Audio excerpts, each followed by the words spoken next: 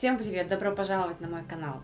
Продолжаю тему дизайнера одежды, как стать дизайнером одежды.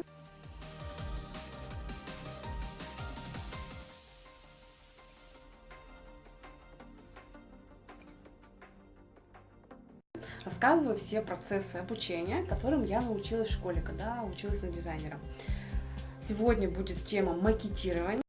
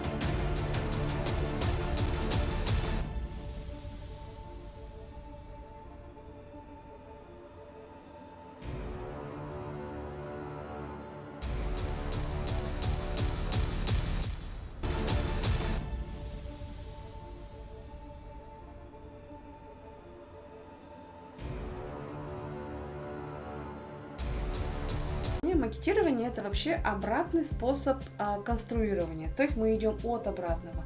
Мы сначала выкладываем ткань на теле или на манекене. Это очень, кстати, удобно, когда такая фигура, допустим, такая не совсем стандартная, да. Если манекен, понятно, что они все стандартных размеров, то тело человека, как правило, стандартным редко поддается. То есть у всех свои нюансы. У кого-то рост, у кого-то вес, у кого-то объема, у кого-то там линия талии в другом, допустим, месте. Очень много всяких нюансов, возможно. И буду показывать вам тот процесс макетирования, которому научилась я в школе. Это, кстати, очень офигенный такой процесс. Я думаю, что очень полезный такой для дизайнеров, он именно такой творческий. То есть мы не ограничиваемся ничем, мы, допустим, да, какими-то готовыми выкройками, лекалами, мы не ограничиваемся. Также фантазия наша тоже может абсолютно не ограничиваться ничем. Мы просто берем ткань и выкладываем ткань на манекене.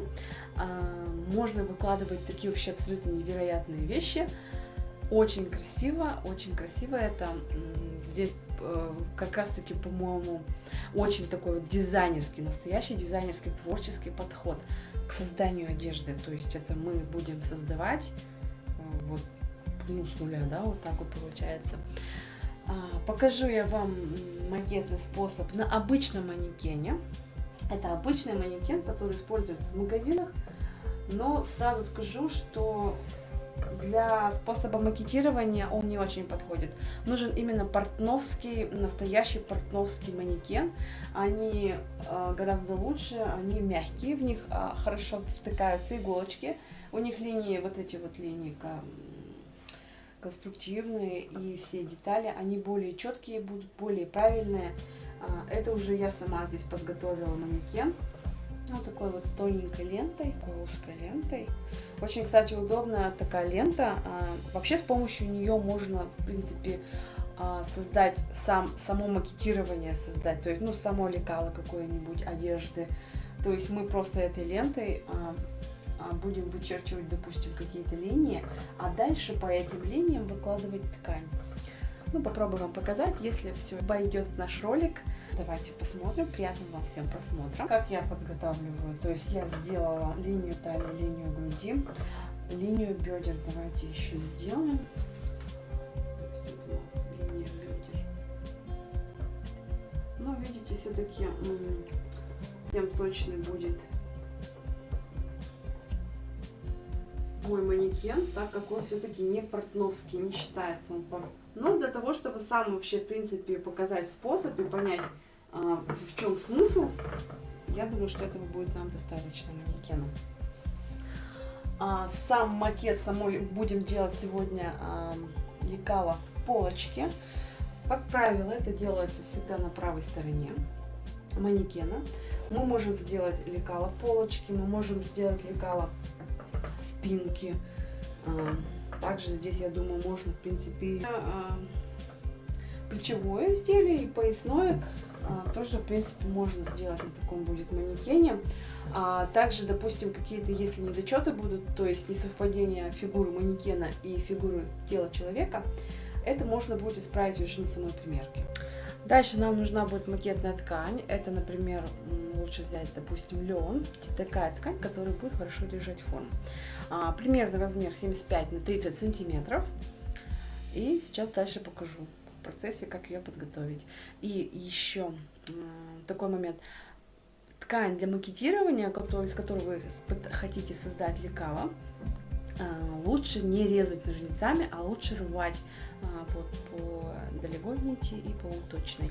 Ну, чтобы более точная было ваше лекало, чтобы ткань, она не съезжала никуда. Допустим, если это по косой делать, то точно лекало будет неправильно.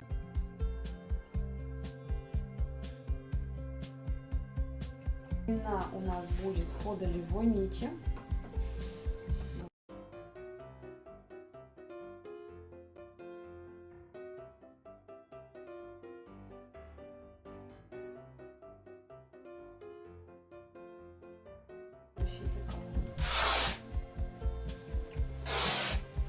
Вот так рвем. Дальше мы стараемся выровнять ткань по углу вот стола, например, вашего рабочего, угол у него.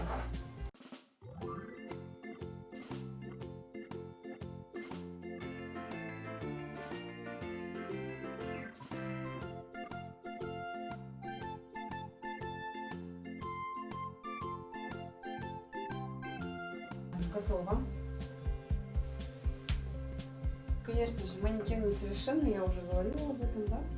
Начинаем мы с того, что мы сначала совмещаем центральную линию манекена и нашей макетной ткани. Вот такие, кстати, удобные штучки на магнитах продаются в магазине. Такая, например. Вот, мы совмещаем центр. Накалываем в наших базовых конструктивных линиях груди, талии и бедер сначала. Иголки втыкаются 45, под углом 45 градусов друг к дружке, чтобы наша ткань не съезжала.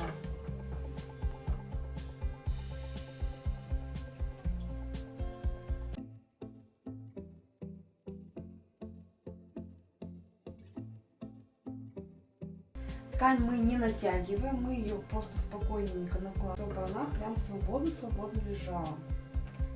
Натягивать ее ни в коем случае не нужно, иначе у вас лекало будет тоже неправильное уже. С перекосами.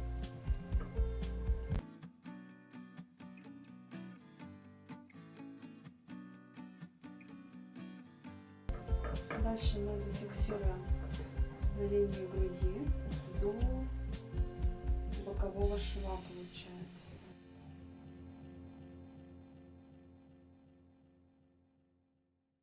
Параллельно вам покажу вообще сам процесс макетирования в самой школе, как все происходило.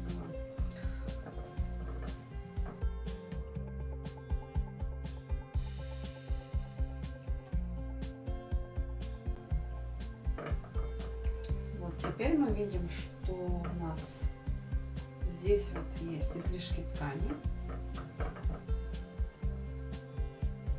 а на линии груди, кстати, практически даже их нету. Ну вот совсем немножечко. На манекене удобно, что мы можем наши выточки делать по-разному. То есть такую выточку можем сделать. Или вот боковой шов. Второй мы будем уходить.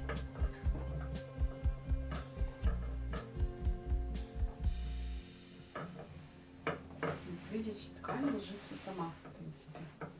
Не нужно ее там как-то натягивать. Допустим, давайте сделаем вот такую выточку. Выточки, конечно же, всегда стремятся к центру груди.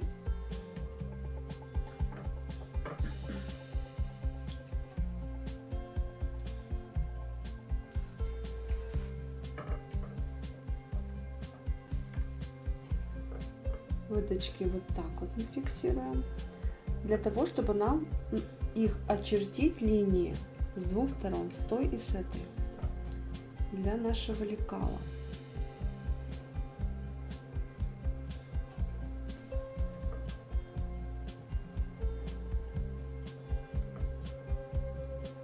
Когда мы делаем выточку на выкройке, то она у нас получается стремится к центру груди, но не доходит до самой груди до 1 сантиметра где-то примерно. Это для того, чтобы прям выточка была идеально красиво. А также теперь мы сделаем выточку на талии, то есть также от центра груди будет стремиться наша выточка. И вот просто излишки ткани вот так вот защипываем. Защипываем и закалываем.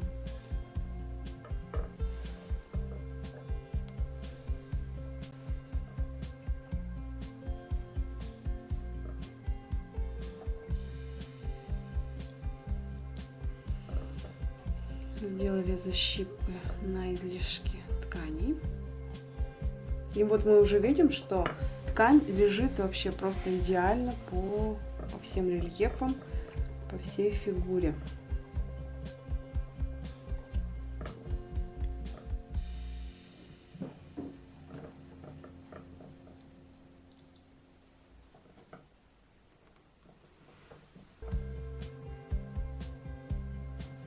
Вот. Также мы можем здесь сделать рельефный шов. Рельефные швы гораздо красивее выглядит на готовом изделии уже, когда вы его дошьете. Вертикальные линии способны вытягивать рост, как мы помним уже, да, из прошлых роликов, где были ролики про коррекцию фигуры и так далее. Люблю больше рельефно, они более аккуратно смотрятся. Также в самом процессе макетирования мы можем вообще в принципе изменить все. Допустим, мы хотим выточку в другое место увести. Мы просто раскалываем вот эту выточку и будем ее сюда уводить, допустим, пусть в пройму или вот вообще в принципе боковой шов. Давайте попробуем это сделать.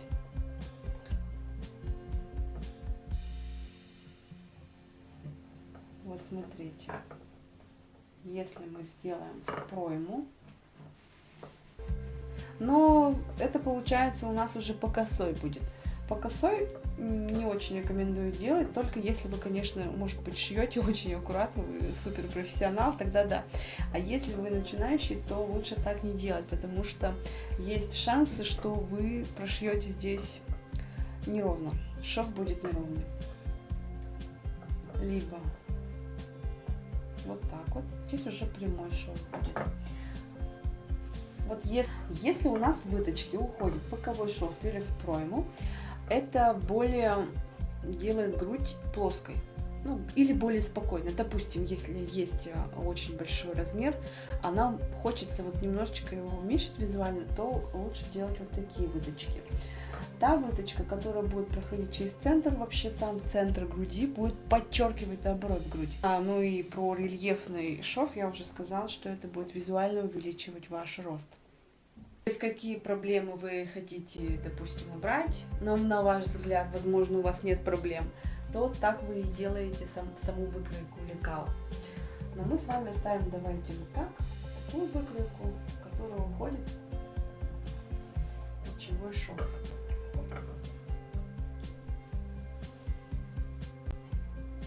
Фиксируем ее обратно.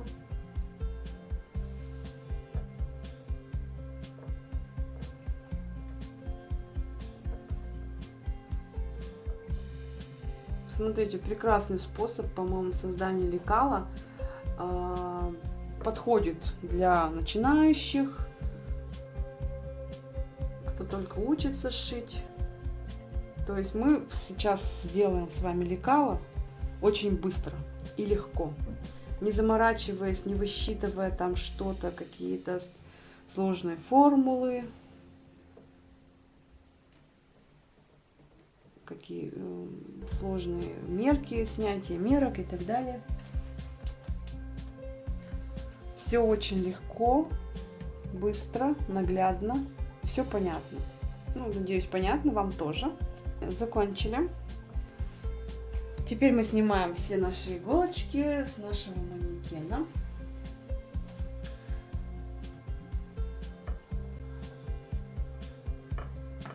Чтобы сделать само лекало, уже на бумагу перенести все это.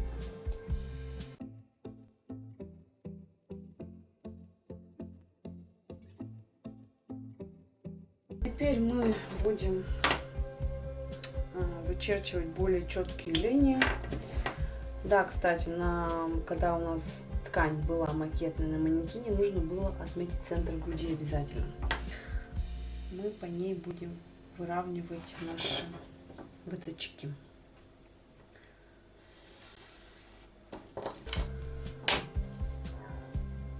То есть у нас они должны стремиться к центру груди.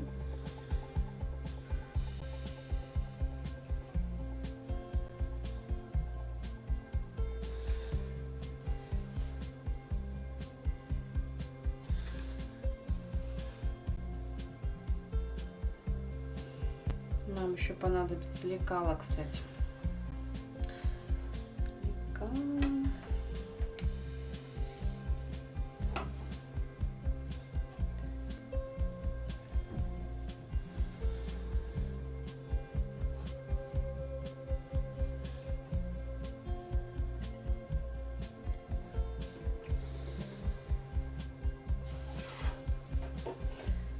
Вот такие линии горловины нужно делать, будет выравнивать по лекалу. Подбираем нужное нам.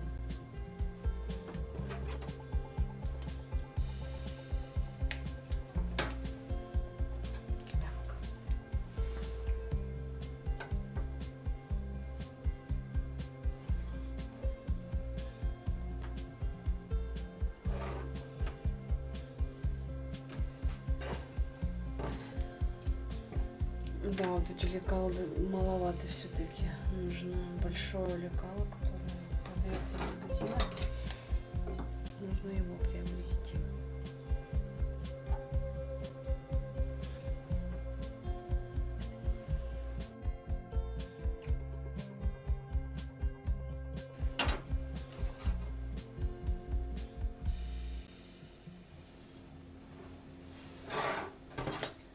Здесь у нас линия прямая.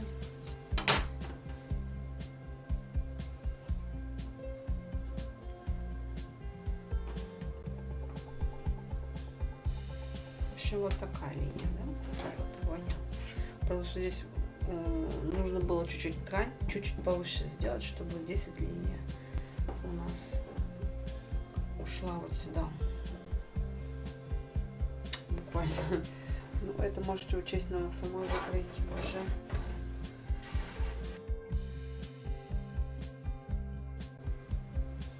Огромное спасибо, что досмотрели это видео до конца. Надеюсь, оно было полезным и интересным. Тогда поставьте лайк и не забудьте подписаться, если вы еще этого не сделали. И до новых встреч. Всем пока-пока.